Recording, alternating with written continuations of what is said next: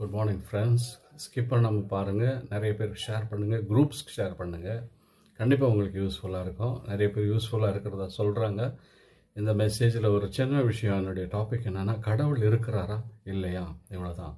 பல வருஷங்களுக்கு முன்பு பஞ்சாபில், இந்தியாவில் சுந்தர் சிங்னு சொல்லி ஒரு பையன் இருந்தான்.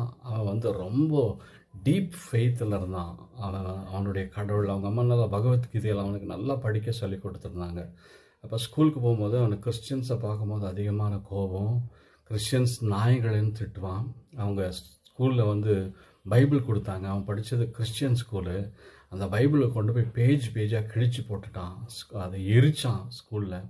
அந்த கொடுத்த மாஸ்டர் அதை பார்த்து அழுதார். கொஞ்ச நாளில் அவங்க அம்மா இறந்து போயிட்டாங்க. வேறு ஸ்கூலுக்கு போனான். அந்த ஸ்கூலுக்கு போகவே மாட்டான்ப்பான்னு சொன்னான். அப்பா சொன்னார், நம்ம பக்தி நமக்கு, கிறிஸ்தவங்க பக்தி கிறிஸ்தவங்களுக்கு, நீ ஏன் அப்படி செஞ்சேன்னு சொல்லி வேறு ஸ்கூலுக்கு போகும்போது அம்மா இறந்து போயிட்டாங்க. பயங்கரமான ஜுரம். திரும்ப இதே ஸ்கூலுக்கு ஜாயின் பண்ணேன். ஏன்னா டெய்லி 10 கிலோமீட்டர்ஸ் நடக்கணும். அவனால் முடியாது. இந்த ஸ்கூலுக்கு அமைதியாக இருந்தான். அப்போ 2 ஃப்ரெண்ட்ஸ் சண்டை போடுறாங்க. ஒருத்தனை மன்னிங்க ஜீசஸ்ன்னு ஜெபிக்கிறான். இப்போ இந்த ஜீசஸ் கிட்ட என்ன இருக்குன்னு சொல்லி பைபிளை திரும்பி அவங்க டீச்சர்கிட்ட வாங்கி படிக்கிறான். படிக்கும் போது தான் இயேசு உண்மையாக உயிரோடு வாழ்கிறான்னு தெரியுது.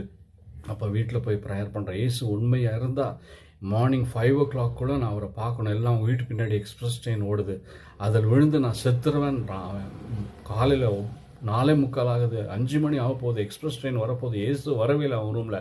ஆனால் திடீர்னு ஒரு வெளிச்சம் அந்த சிலுவையிலிருந்து இயேசு அவனுக்கு தரிசனமாகி, நான் தான் அவனுக்காக உயிரை கொடுத்தேன், என்னை நம்பு, நான் உயிரோடு இருக்கேன்னு சொன்னார். அப்போத்துலேருந்து அந்த சுந்தர் சிங் சாதுவாக மாறி, சாது சுந்தர் சிங்காக மாறினான்.